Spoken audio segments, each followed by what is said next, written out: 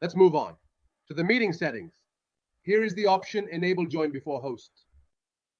Here, if you check this option, it allows students to enter before you, meaning they can join the session ahead of time, 4 and 5 o'clock. Students enter the session and wait, there for you. He tells you not to enter before me. Why? Why do they talk to each other?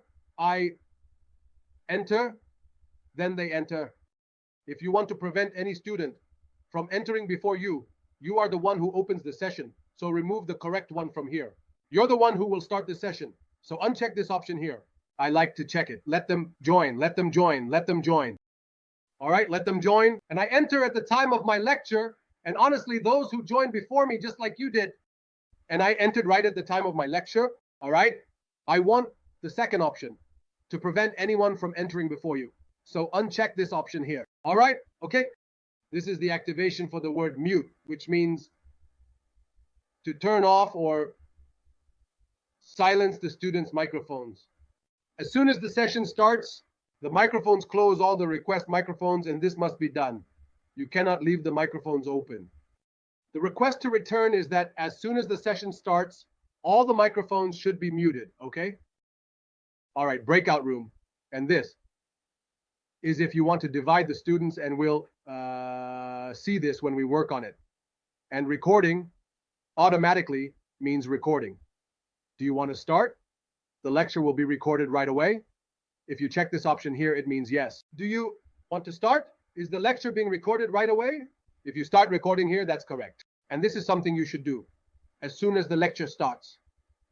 It will be recorded in the cloud, and you should set it to be cloud-based. If someone asks me, are you recording on the Zoom platform? Yes.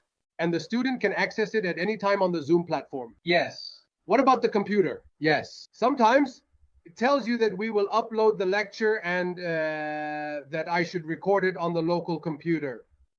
The computer that I'm sitting on? Yes. I will record it on the computer, and then I will upload it for the student.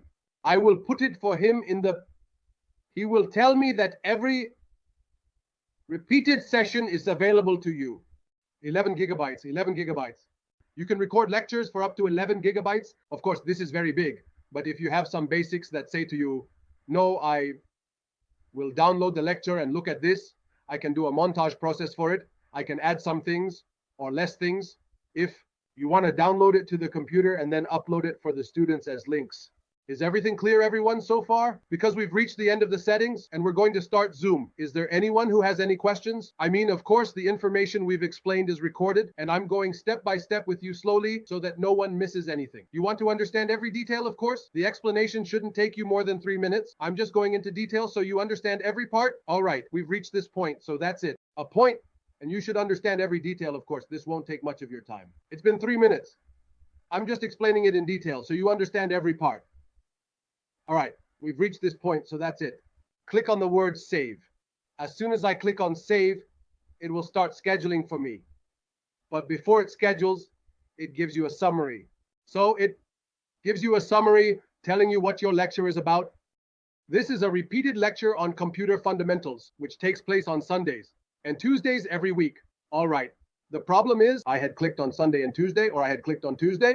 But guys, you know, I don't remember. If I recall correctly, I think I clicked on Tuesday on that particular day, which was, I believe, but I'm not really sure.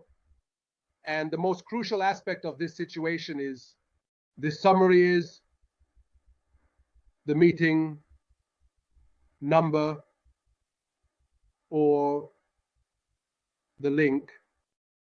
If you have a student and you enter the mobile numbers, leave them in the WhatsApp group or the email and put the specific content number. So it's just that he enters the phone, and it's scary for you at the moment that he enters the phone, and it's scary for you, and you take the number here. I'm sending it to you. I'm sending you this number.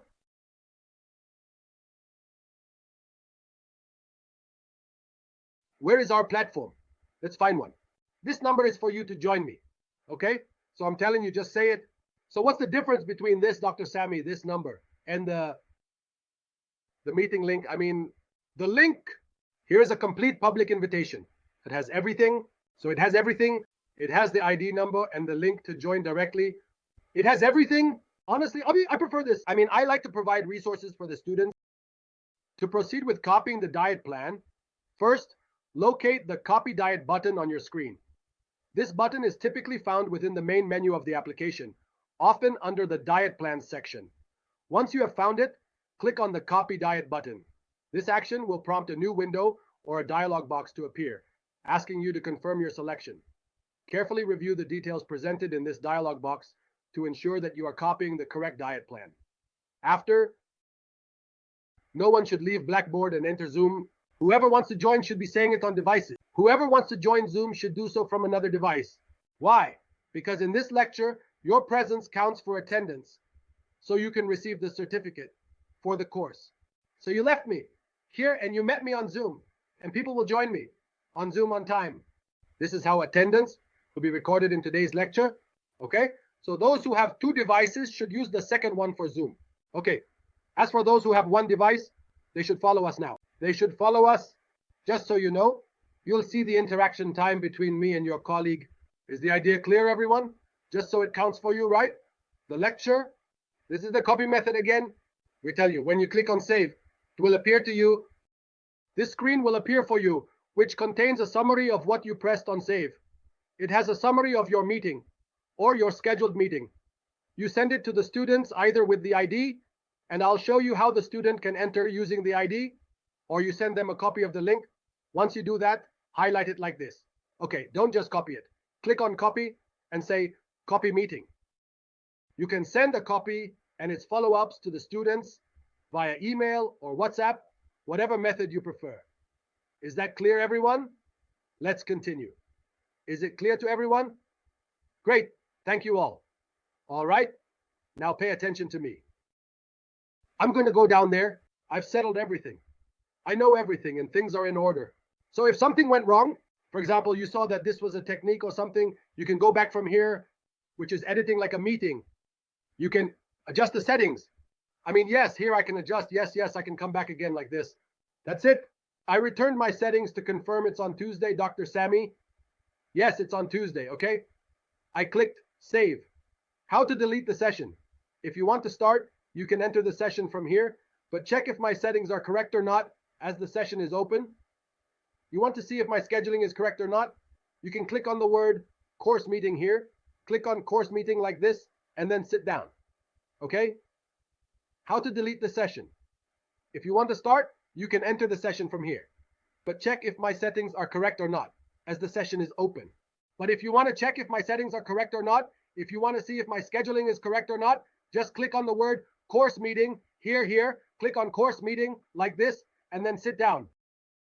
And I was saying, indeed, Dr. Sami, today there is a lecture or one that has started, so you can join it, okay? Because it is really available at the moment. And here is next Tuesday, which is February 6th, and the Tuesday after that is February 13th. I told him this is my schedule, the schedule for the 10 sessions that I mentioned. Every Tuesday. Oh my, what is this? And all of these are under the upcoming button, meaning upcoming means the upcoming sessions. All the sessions you have, what has appeared for you here? These are all the sessions you have. Look, they are showing up for you. So I have a lecture today, and I have a lecture next Tuesday, and I have a lecture the Tuesday after that. I have 10 sessions that I mentioned. If you want to schedule 16, it will show you 16. So I have scheduled the entire semester. Is that clear, everyone? Clear? Is the scheduling okay? Great, thank you.